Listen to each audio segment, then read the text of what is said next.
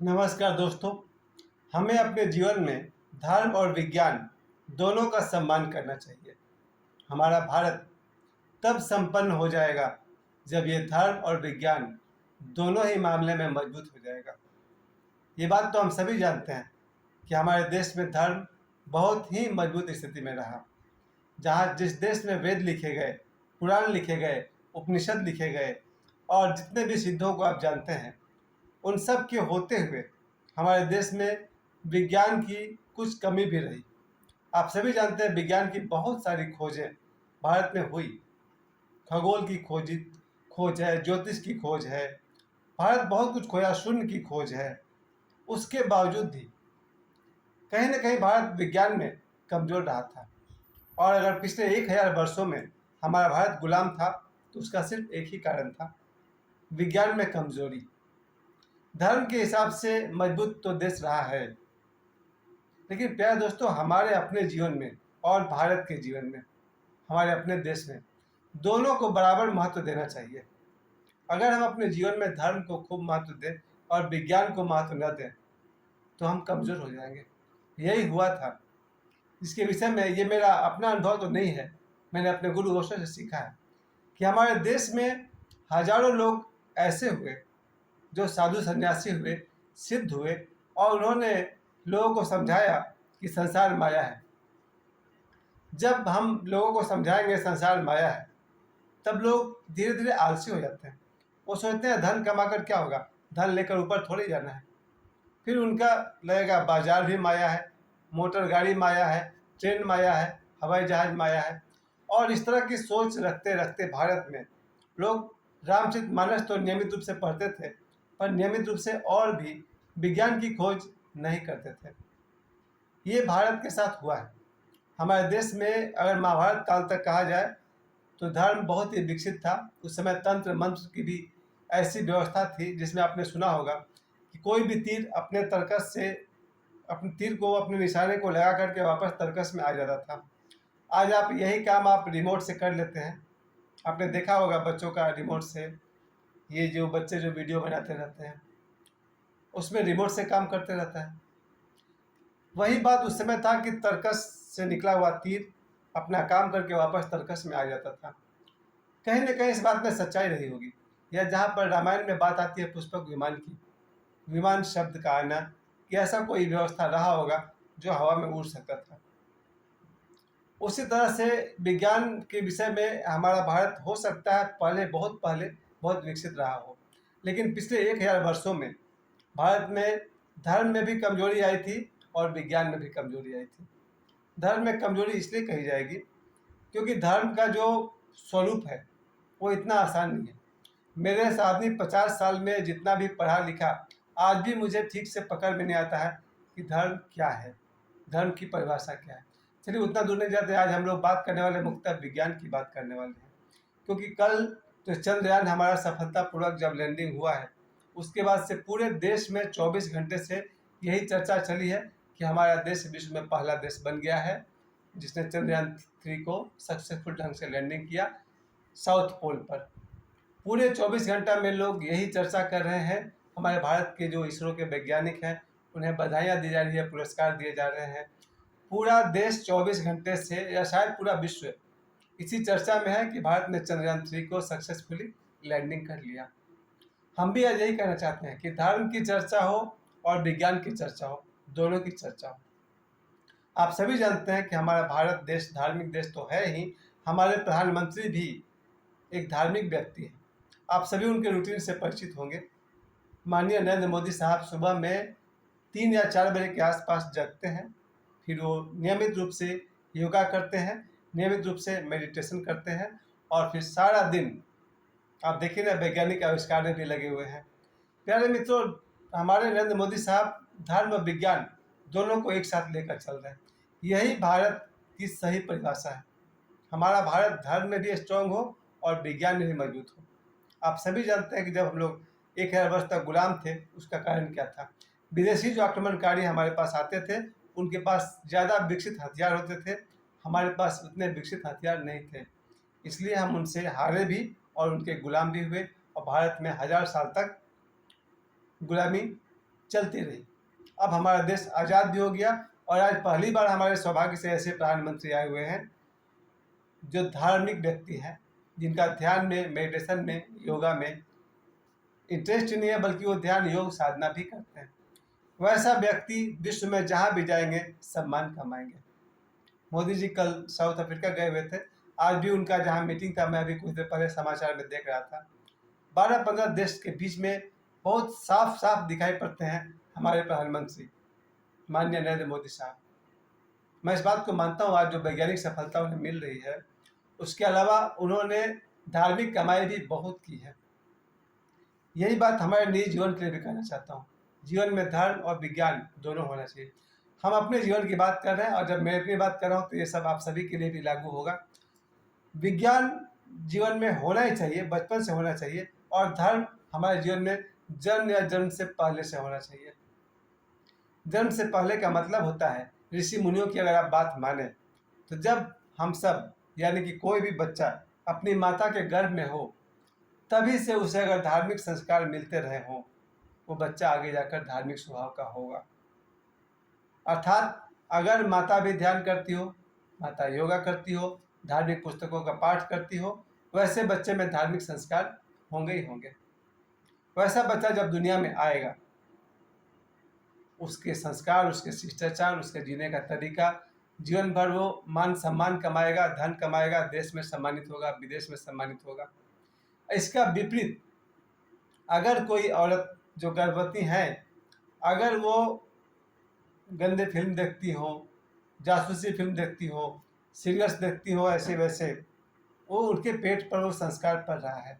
जो महिला जिसका व्यवहार अच्छा नहीं हो, लड़ाई झगड़े में इंटरेस्ट हो, पास पड़ोस के झगड़े में इंटरेस्ट हो, वैसी महिला जिनको जासूसी किताब पढ़ने का शौक हो, मर्डर मिस्ट्री वाली फिल्म देखने का शौक हो, उनके पेट में जो बच्चा पल रहा है, उसके संस्कार ऐसे होंगे कि वो जहाँ भी जाएगा वहाँ दुत्कारा जाएगा। मैं अपने जीवन में, चूँकि मैं एक शिक्षक भी हूँ, मैंने अपने जीवन में देखा है 10% बच्चे ऐसे होते हैं जिन्हें देखकर समझ में आ जाता है कि ये बच्चे जहाँ जाएंगे वहीं से दुत्कारे जाएंगे। हो सकता है मार खा के भी आएंगे, गाली सुन के भी आएंगे। कहीं ना कहीं मैं इस बात को मानता हूँ कि जब कोई बच्चा बिल्कुल थर्ड रेट का जब दुष्ट बच्चा हो जाए, तो मुझे लगता है कहीं ना कहीं ये संस्कार का खेल है। बच्चे को ऐसा ही संस्कार मिला है कि वो जहाँ कहीं जा रहा वहीं से अपमानित होकर गाली सुनकर वापस आ रहा। यानी कि माता के जीवन में धर्म का बहुत ही स्थान है। अब माता क्यों, पिता के जीवन में भी। अगर किसी का पिता डरपोक हो सकता है उसका बच्चा भी डरपोक निकलेगा, बहुत ज़्यादा संभावना है। अगर किसी बच्चे के माता पिता दोनों या दो में से कोई एक अगर डरपोक हो, यानी कि धर्म की दृष्टि से पिछड़े हुए हो, उनका बच्चा डरपोक होगा। फिर वो समाज में जहाँ जाएगा उसे दबाया जाएगा, सुनाया जाएगा, सताया जाएगा, उससे नौकरी जैसा काम लिया जाएगा। मुझे अभी भी याद आया था, कुछ दिन पहले, कुछ साल पहले की बात है, मुझे एक तरह से खलासी काम करना पड़ गया था।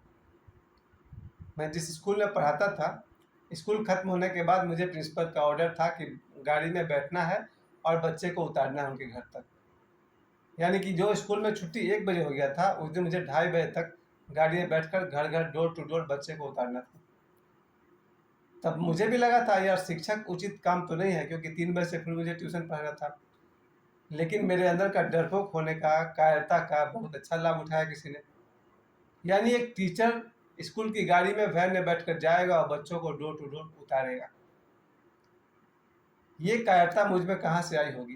खैर, मैं सीधे सीधे अपने माता पिता को दोष नहीं दे सकता हूँ, क्योंकि मैं अपने बारे में जानता हूँ कि मेरी कमी क्या रही है। जब इंसान का धर्म कमजोर होता है, उसे समाज में सैकड़ों लोगों के द्वारा प्रताड़ित किया जाता है। जब किसी का धर्म कमजोर होता है, धर्म को समझाना इतना आसान नहीं है, फिर भी आप सब बहुत दूर तक हल्के से समझ जाइए कि जब धर्म कमजोर होता है, उसको 50-100 लोग इतना सताते हैं कि भैया क्या कहा जाए उनके बारे में। जिसको मन किया उसके मुंह पर सुना दिया, उल्टे सीधे जवाब दे दिए जाते हैं उसको, उल्टा सीधा बिहेव कहता, कोई कोई हाथ भी छोड़ता है, कोई कोई लात चलाता है, क्योंकि वो आदमी कमज़ोर है। जब किसी का धर्म कमज़ोर हो जाए, उस आदमी के साथ दुर्व्यवहार किया जाता है, मोबाइल फ़ोन पर भी, फेस टू फेस भी, और बहुत तरह से। लेकिन इसको जस्ट उल्टा कीजिए। अगर उस आदमी का धर्म मजबूत हो गया, और धर्म मजबूत होने का कम से कम आप काम चलाओ अर्थ लीजिए कि वो सुबह शाम मेडिटेशन करने लग जाए, वो सुबह शाम धार्मिक ग्रंथों का पाठ करे, किसी बहुत ही समर्थ गुरु का शिष्य हो जाए, चाहे ओशो का हो जाए या वासुदेव सरकार का हो जाए, कोई भी सन्यासी बाबा का शिष्य हो जाए, किसी समर्थ गुरु का शिष्य हो जाए, अब खेल उल्टा हो जाएगा। जिन लोगों ने उसे दुत्कारा था, अब उसके पास सामर्थ्य ऐसी है कि वो उनको भी ठिकाने लगा दे। खैर, उसकी कोई जरूरत नहीं है। कहने का मतलब मेरा इतना ही है, अगर किसी व्यक्ति का धर्म कमजोर है, सारी दुनिया मिलकर उसे सताएगी। अगर उसी आदमी का धर्म मजबूत हो जाए, वो बाकी सब लोगों को उनका रास्ता दिखा देगा अच्छी तरह से। कहने का मतलब हमारे जीवन में धर्म और विज्ञान दोनों हो चाहिए। मान लीजिए मैं एक अच्छा धार्मिक आदमी हूँ, बिल्कुल ध्यान लगाता हूँ, योगा करता हूँ, धार्मिक पुस्तकों का पाठ करता हूँ, लेकिन मैं आर्थिक रूप से कमजोर हूँ। साइकिल चलाना नहीं आता है, बाइक चलाना नहीं आता है, कार चलाना नहीं आता है, विज्ञान का सम्मान नहीं करता हूँ, सादा धोती सादा कुर्ता में रहना चाहता हूँ, झोपड़ी बना कर रहना पसंद करता हूँ, मेरी मर्जी। मेरा अगर धर्म स्ट्रांग है और विज्ञान कमजोर है, आप कहेगा नहीं मुझे सीलिंग फैन भी नहीं चाहिए, मैं कंबल ओढ़ के सो जाऊँगा, ये आपका चुनाव होगा। होना तो ये चाहिए आदमी के जीवन में, अंदर में धर्म हो और बाहर में विज्ञान हो। आप भीतर से धार्मिक रहें, ध्यानी रहें, योगी रहें, और बाहर से आप कार चलाइए, एसी रूम में रहिए, हर तरह का हवाई जहाज में सफ़र कीजिए। इसी को तो कहा गया है, भीतर से भी मजबूत, बाहर से भी मजबूत। भीतर की मजबूती है मेडिटेशन और बाहर की मजबूती है विज्ञान। यानी कि जीवन में धर्म और विज्ञान दोनों होना चाहिए। आज 2023 है, अब हम लोग सभी के मन में ये बात बैठ जाना चाहिए कि संसार माया नहीं है। याद रखिए, परिभाषा जो लोग देते हैं संसार माया है, थोड़ा उसमें मिस्टेक है। संसार माया नहीं है। खेत खेत है, शहर शहर है, गाड़ी गाड़ी है, बच्चा बच्चा है, मन माया है। बस यही मेरे आज के इस वीडियो का शीर्षक है, मन माया है, संसार माया नहीं है। क्योंकि यही मन किसी को अपना समझता है और उसी से कुछ दिन बाद नफरत करता है। यही मन जिससे डरता है, यही मन कुछ दिन बाद उसको डराने का और नौकर रखने का औकात भी रखता है। यही मन कभी भक्ति में लग जाता है, कभी किसी तरह के कोठे में नाच देखने चला जाता है। संसार माया नहीं है, मन माया है। एक समय था जब मेरा मन सुबह से रात तक टीवी चैनल बदलते हुए बीतता था। सिनेमा हॉल में भी जाकर फिल्म देखा, वीडियो हॉल में जाकर फिल्म देखा, घर में दूरदर्शन पर फिल्म देखा। आज जब मेरी उम्र 50 साल की हो गई, अब मैं कोई फिल्म नहीं देखता हूँ। मेरे पास सारी सुविधा है, घर में 3-4 रूम में टीवी लगा हुआ है, मोबाइल में 5G मोबाइल है, अनलिमिटेड डेटा है, नहीं देखता हूँ। संसार माया नहीं है, मन माया है। यही मन ऐसे ऐसे धोखे आपके दिमाग में ला देगा। एक समय था, मैं 5 साल से ज़्यादा 10 बाई 10 के झोपड़पट्टी में समय गुजारा, 5 साल तक मुंबई के झोपड़पट्टी में, वडाला में, मलाड में, ये 2 जगहों पर। 1-2 दिन के लिए तो जोगेश्वरी और गोरेगांव भी था। मुंबई में 10 बाई 10 के झोपड़ी में रहता था, और मेरे बाकी भाई बहन कितना कहा जाए 1000 से ज़्यादा स्क्वायर फीट में रहा करते थे, और मैं रहता था 100 स्क्वायर फीट में। यानी कि 10 गुना बड़े घर में मेरे परिवार के बाकी भाई बहन रहते थे, और मैं था 10 बाई 10 के रूम में। ये होता है मन। क्योंकि मन को गलतफहमी हो गया था कि मैं एक्टर बन सकता हूँ। लेकिन यही मन मुंबई के चक्कर लगवाए, भूखा रखा, सैकड़ों हज़ार दिन हमने भूखा रहकर गुजारा। कहीं पर मैंने डायरी में लिखा है 90 दिन बाद मैंने भोजन किया है मुंबई में। तब तक वड़ा पाव डेली एक खाते थे, फिर अगला दिन एक वड़ा पाव, फिर उसके बाद एक वड़ा पाव, और इस तरह से मेरा वजन भी बहुत गिर गया था। और 89 डेज के बाद पिताजी ने 1000 रुपये भेजे थे, तो मैं पूरे पैसे लेकर गया और जाकर भोजन किया था। उसमें 30 रुपये लगा था, 30 रुपीज़ में खाना खाए थे। ये होता है मन। घर में सब कुछ है, 2-3 गाय थी, दूध है, पिताजी का रेलवे में सर्विस है, सबको छोड़कर मन मुझे मुंबई में ले गया, और वहाँ जाकर के हमने हद की दरिद्रता देखी, दरिद्र का जीवन जिया। ये मन माया है। अगर देखा जाए तो मैं अपने वीडियो में आप सभी से कहना चाहता हूँ, यही मन माया है। मन को समझ लीजिए, आपका जीवन बन जाएगा। जिसने भी अपने मन को नहीं समझा, वो मन आपको कुत्ते की तरह दौड़ाते रहेगा। माफ़ कीजिएगा मेरा कोई शब्द कठोर हो जाए, क्षमा कीजिएगा। जब तक मन एक्टिवेट रहेगा, वो आपको चैन से नहीं बैठने देगा, वो आपको दौड़ाएगा।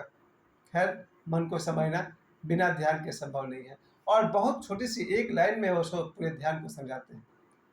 पालथी मारकर बैठ जाइए, आंख बंद कीजिए और मन में चलते विचारों को देखते रहिए, बिना यह कहे कि ये अच्छा है ये बुरा है। चलने दीजिए, आप निष्पक्ष होकर देखते रहिए। धीरे धीरे 1 घंटे में, 1 साल में, 10 साल में मन गायब हो जाएगा। खैर, ध्यान साधना की बात फिर किसी और वीडियो में की जाएगी। आज मैं आप सभी को यही कहना चाहता हूँ, हमारा देश धर्म और विज्ञान दोनों तरफ से विकसित हो रहा है। हम सब भी धर्म और विज्ञान दोनों को महत्व दें। और एक बार मैं फिर कह दूं, संसार माया नहीं है, मन माया है। आप सभी 2600 सब्सक्राइब्स मेरे हो चुके हैं, 7 लाख व्यूज हैं। आप सभी को बहुत बहुत धन्यवाद। मैं एक बार फिर से आप सभी को कहना चाहता हूँ, आप सबका बहुत बहुत उपकार है कि आप लोगों ने मेरे बचपन के सपने को साकार किया है। मुझे समय देने के लिए बहुत बहुत धन्यवाद।